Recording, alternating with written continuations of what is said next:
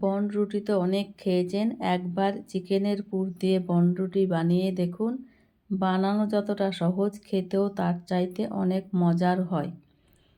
একবার বানালে বারবার বানাতে ইচ্ছে করবে, এতটাই সহজ। একবার দেখাতে যে কেউ বানিয়ে ফেলবে, এতটা মজার হয়। চলুন দেখে নিই। ফ্রাই প্যানে কিছুটা সাদা তেল দিয়ে দিলাম, চিকেনের পেস্ট দিয়ে দিলাম। সাদা তেলের সঙ্গে কিছুক্ষণ নেড়ে নেব, কালারটা পাল্টে যাওয়ার পর্যন্ত। কালারটা পাল্টিয়ে গেছে। এবার ওপর দিয়ে কুড়ে রাখা গাজর দিয়ে দিলাম, ক্যাপসিকাম, পেঁয়াজ কুচি, লঙ্কা কুচি, সব কিছু ভালোভাবে নেড়ে নেব।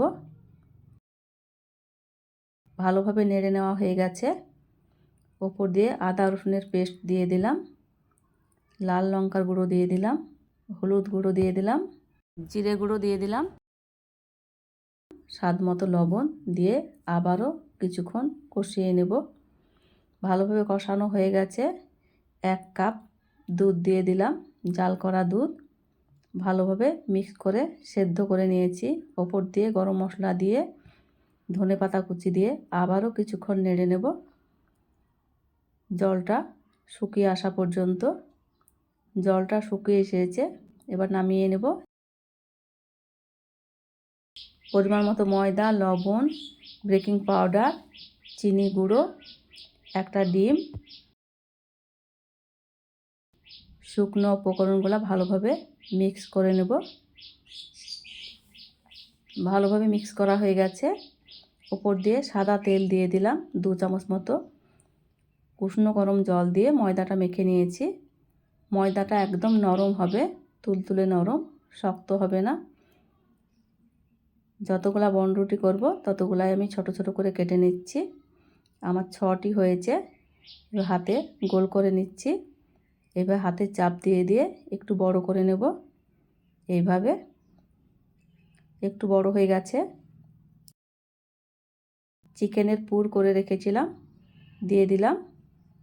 এইভাবে মধ্যেখানে চারিপাশটা এইভাবে মুখটা বন্ধ করে নেব, যাতে মুখটা খুলে না যায়, সেইভাবে মুখটা বন্ধ করে নেব। এইভাবে আমার হয়ে গেছে।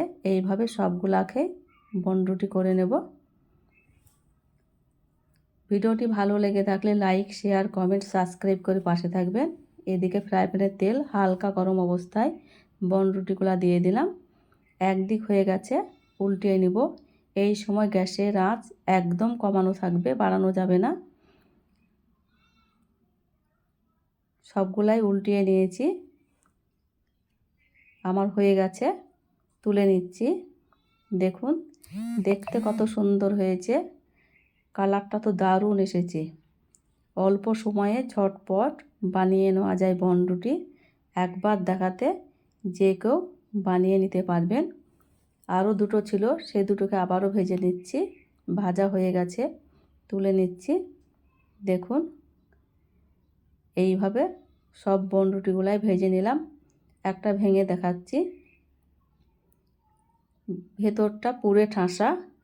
বিকেলের নাস্তায় চিকেন বান খেলে এর স্বাদ সারা জীবন মনে থাকবে।